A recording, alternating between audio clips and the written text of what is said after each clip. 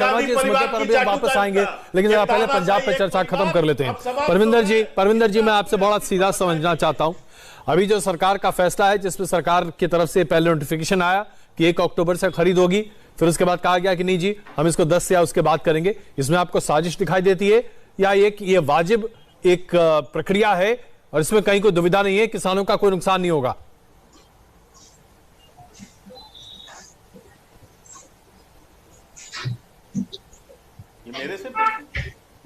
मेरे से प्रश्न कर रहे थे जी परविंदर जी, आपसे ही है।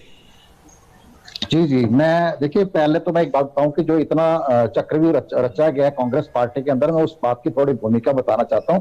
डिफरेंस ऑफ ओपिनियन इनका इंटरनल मामला हो सकता है, लेकिन डिफरेंस ऑफ ओपिनियन किसी भी संगठन में, किसी भी पार्टी में होता है, लेकिन वो बंद कमरे के अंदर सॉर्ट आउट होता है। जब आप एक प्रेशर पॉलिटिक्स करते हो, पब्लिक स्टेटमेंट देते हो और पार्टी को ब्लैकमेल करते हो, सिद्धू साहब ने सारा चक्रव्यूह रचा और मुख्यमंत्री बनने के लिए, और उसमें काफी हद तक कामयाब भी हो गए। कांग्रेस पार्टी उनका नाम अनाउंस करने वाली थी 11 बजे, लेकिन जब कैप्टन साहब ने उनके ऊपर बड़े गंभीर आरोप लगाए नेशनल सिक्योरिटी को लेकर, तो कांग्रेस पार्टी को दोबारा सोचना पड़ा। और उसके बाद मैं आपको बताऊं, दलित का जो सबसे पहले हमारे पार्टी प्रेसिडेंट सुखबीर सिंह बादल जी ने अनाउंस करा था कि हमारी पार्टी का डिप्टी सीएम जो है दलित होगा। उसके बाद सभी पार्टियों के अंदर होड़ लग गई कि दलित को हम आगे करें, लेकिन कांग्रेस पार्टी के अंदर चरणजीत सिंह चन्नी तीसरा चौथा नंबर थे। उससे पहले अंबिका सोनी जी का नाम आता है, सुनील जाखड़ जी का नाम आता है और सिद्धू साहब का नाम आता है। लेकिन उन्होंने जब चरणजीत सिंह चन्नी को बनाया तो सिद्धू साहब ने सोचा मैं रिमोट कंट्रोल से इनको चला लूंगा, लेकिन वो जब ये कामयाब नहीं हुए,